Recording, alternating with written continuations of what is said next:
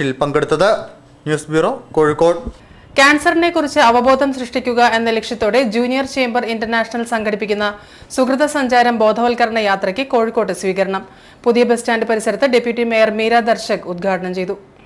Cancer ആരംഭത്തിലെ കണ്ടുപിടിക്കുന്നതെങ്ങനെ, സൗജന്യമായ ചികിത്സ ലഭിക്കുന്ന ആശുപത്രികൾ, സൗജന്യ ഇൻഷുറൻസ് പരിരക്ഷ ലഭിക്കുന്നത് എങ്ങനെ എന്നിവ സംബന്ധിച്ച് പൊതുജനങ്ങളിൽ അവബോധമുണ്ടാക്കുക എന്ന ലക്ഷ്യത്തോടെയാണ് ജൂനിയർ ചേംബർ ഇന്റർനാഷണൽ സുഹൃത സഞ്ചാരം ക്യാൻസർ ബോധവൽക്കരണ യാത്ര സംഘടിപ്പിച്ചതെന്ന് JC കോഴിക്കോട് പ്രസിഡന്റ് അയന ടോംടൺ പറഞ്ഞു.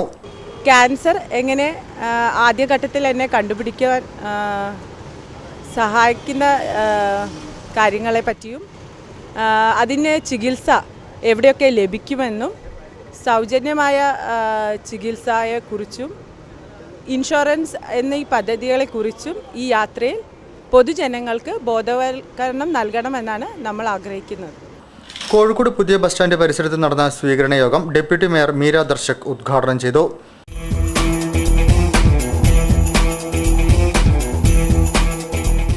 അയന ടോംടൺ അധ്യക്ഷം വഹിച്ചു. Malabar hospitals MD doctor PA Lalitha, Suprabhaatham chief editor Navas Poonoor, JCI secretary Rakesh Menon, Arafath എന്നിവർ സംസാരിച്ചു. ഫെബ്രുവരി 13 കാസർഗോഡ് നിന്നും ആരംഭിച്ച ബോധവൽക്കരണ യാത്ര 22 തിരുവനന്തപുരത്ത് സമാപിക്കും. ക്യാൻസറിനെ കുറിച്ചുള്ള ടെലിഫിലിമും പ്രദർശിപ്പിക്കുന്നുണ്ട്.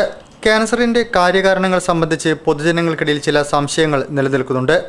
ചില ഫലവർഗ്ഗങ്ങൾ, പച്ചക്കറികൾ, ചെടികൾ തുടങ്ങിയവ ക്യാൻസറിന് കാരണക്കാരായും മറ്റു ചിലവ ക്യാൻസർ മാറ്റുന്ന ദിവ്യ ഔഷധങ്ങളായും പ്രചരിപ്പിക്കപ്പെടുന്നുണ്ട്. മിഥ്യാധാരണകളിൽ അകപ്പെടാതെ ശരിയായ സമയത്ത് ശാസ്ത്രീയ ചികിത്സാ രീതികൾ പ്രയോജനപ്പെടുത്തുകയാണെങ്കിൽ ക്യാൻസർ പരിപൂർണമായി സുഖപ്പെടുത്താനാവുന്നതാണെന്ന് ബോധവൽക്കരണ യാത്ര പൊതുജനങ്ങളോട് പറയുന്നു. News bureau, Kozhikode. പരിഷ്കരിച്ച കെട്ടിട വാടക ബിൽ